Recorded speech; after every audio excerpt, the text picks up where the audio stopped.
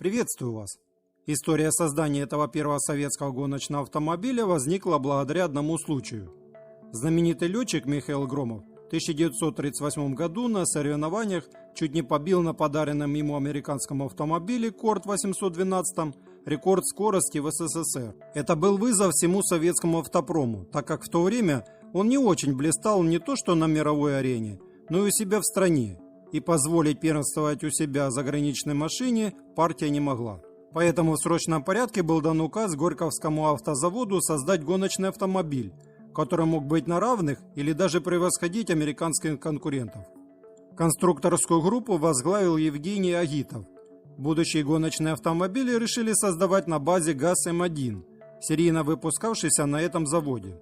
И в этом же 1938 году горьковчане представили свой автомобиль, который назвали ГАЗ-ГЛ-1, которая расшифровалась как гоночная Липгарта номер 1 в честь главного конструктора завода Андрея Липгарта. Для облегчения веса машины на обычную укрепленную раму с X-образной поперечиной ГАЗа М1 смонтировали открытый двухместный кузов и без крыльев открытыми колесами.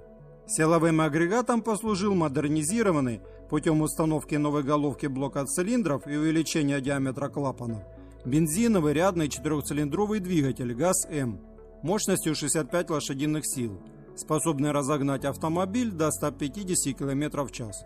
Также установили еще один карбюратор. В паре с двигателем работала трехступенчатая механическая коробка передач. Крутящий момент передавался на задние ведущие колеса, взятые как и передние от ГАЗ-А, и которые крепились к раме на зависимых четырехпродольных полуэллиптических рессорах.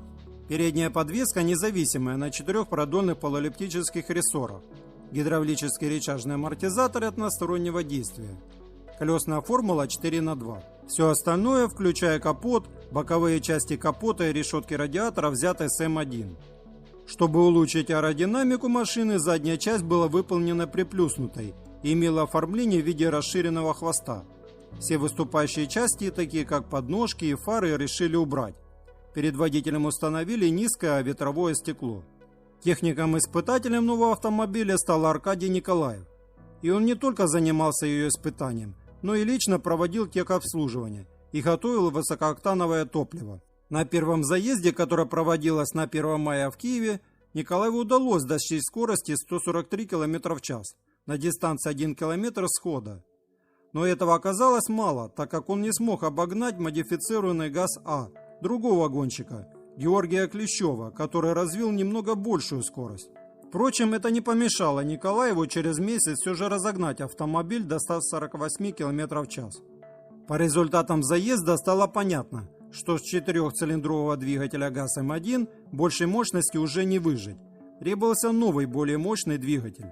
И в 1940 году была представлена вторая модификация, где за основу уже был взят более мощный автомобиль, двигатель которого уже имел 6 цилиндров и с возросшей мощностью 100 лошадиных сил. Он, как и предыдущий, подвергся модернизации для будущих заездов. Также изменился внешний вид автомобиля. Появилась уже закрытая обтекаемая кабина, выколоченный вручную из дюралюминия обтекаемый кузов и изменена облицовка радиатора. На колесах появились аэродинамические колпаки, а передняя подвеска получила удлиненные рессоры с серьгами. На новом автомобиле Николаев достиг скорости в 167 км в час, что стало новым рекордом скорости в предвоенном Советском Союзе. Но это было ничтожно мало, так как за границей уже был побит порог в 300 км в час. Но советские инженеры, несмотря ни на что, не сдавались, и в 1941 году начали работу над третьим прототипом. Но им помешала начавшаяся в этом году война. Завод перешел на производство военной продукции, и заниматься гоночными автомобилями стало не до этого, и работы свернули. А после того, как были потеряны за боевых действий 2 прототипа и самоубийство конструктора машины Агитова, постройки ГАЗ-ГЛ-1 больше не возвращались. Пока в 2008 году на основе имеющейся фотографии не была создана реплика первого гоночного автомобиля.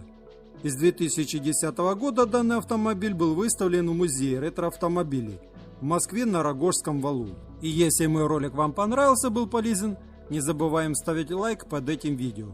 Также приветствуются ваши комментарии. Желаю всего хорошего. Пока-пока.